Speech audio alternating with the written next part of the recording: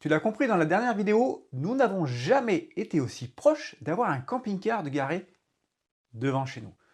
Tu te doutes bien qu'avant de craquer pour un bébé de près de 3 tonnes, nous avons réfléchi un petit peu quand même à ce que nous aimerions en faire. Dans quelques minutes donc, tu sauras tout ce que nous avons hâte de réaliser en espérant en plus avoir de bonnes surprises sur la route.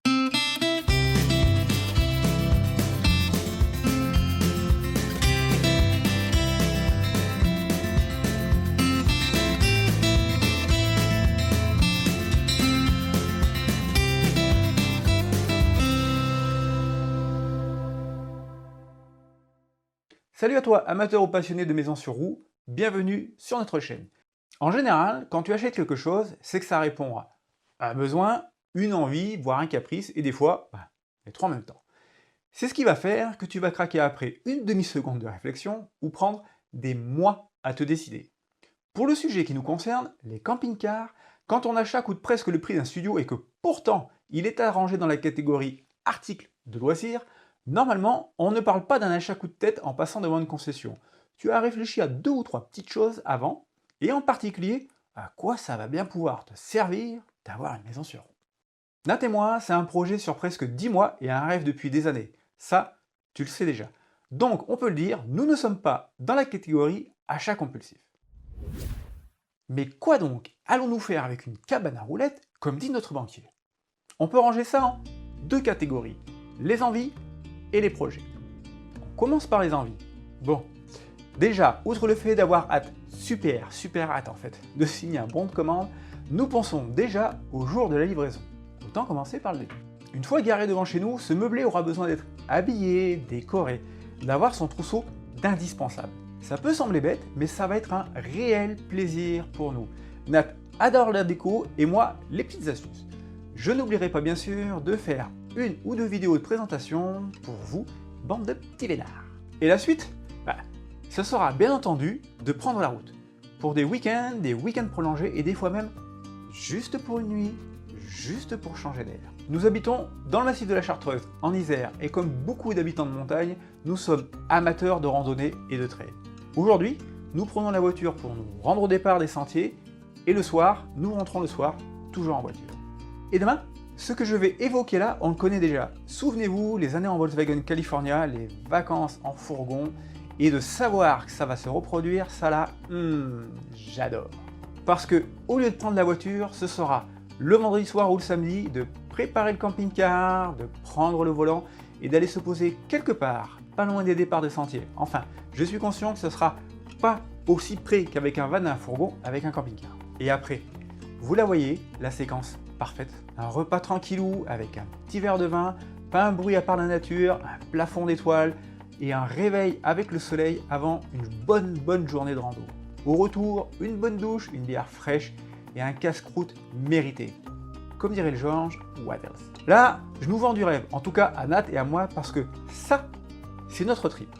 Nous avons aussi très envie de nous poser pas loin de villages ou de coins de nature à visiter, dans des endroits bien tranquilles, pour lire, se promener à pied ou en vélo, faire des photos, ne rien faire, mais toujours loin des villes parce que ça, clairement là, c'est pas notre trip les villes. On compte bien aussi se régaler de quelques étapes France Passion, parce que si on peut allier joli coin avec découvertes gastronomiques et viticoles, ça là, c'est du gagnant-gagnant pour nos yeux et nos papilles. J'en parle dans une autre vidéo, pas la peine d'aller à 6000 bornes pour découvrir. Et concrètement, nous ne connaissons de nos environs que ce que nous pouvons voir en voiture dans la journée. Ce sera donc l'occasion de nourrir notre curiosité, de faire briller les yeux et de continuer à s'émerveiller parce que je vous assure que même à 50 balais passés, ça là, on sait encore faire. Le plaisir, ce sera aussi de faire des photos et des vidéos bien sûr, sur nos découvertes, sur l'utilisation du véhicule et pourquoi pas sur des tutos. Là, je crois qu'on a déjà de quoi s'occuper pendant quelques week-ends et c'est sans compter sur toutes les envies qui vont naître avec le temps. Maintenant, parlons de nos projets. Je dirais que les projets, on n'en manque pas. Et si je dois parler pour moi, je peux dire que mon projet préféré, c'est le prochain. En premier, tu t'en doutes peut-être, je vais parler des vacances et de leur avantage principal, pouvoir se rendre plus loin, mais toujours pas à 6000 bornes, nana. Nous avons envie d'aller en Bretagne, qu'on ne connaît pas, dans la région d'origine de Nat, le Grand Est, dans le centre de la France, dans le sud-ouest, d'où moi je suis originaire, dans les Pyrénées, le Nord, partout où notre curiosité nous mènera. Et en même temps que je vous dis ça, j'imagine déjà ce que l'on va pouvoir découvrir et visiter, manger et boire, filmer et partager, et puis faire des rencontres. Notre pays est magnifique et en fait, on le connaît si peu. Si on voit plus loin, en termes de distance, nous rêvons tous les deux de découvrir le Portugal et l'Écosse. Les Highlands. On tripe total quand on voit des vidéos sur ces contrées sauvages et brutes de nature. Bon, 300 jours de pluie par an, c'est pas vraiment la tasse de thé à Nat qui a vécu 20 ans dans l'Hérault, ou c'est plutôt 300 jours de soleil. Mais avec un bon pot de chaud, ça le fait, non? On aimerait aussi aller en Andalousie, au sud de l'Italie, et tant qu'à arriver, au Cap Nord.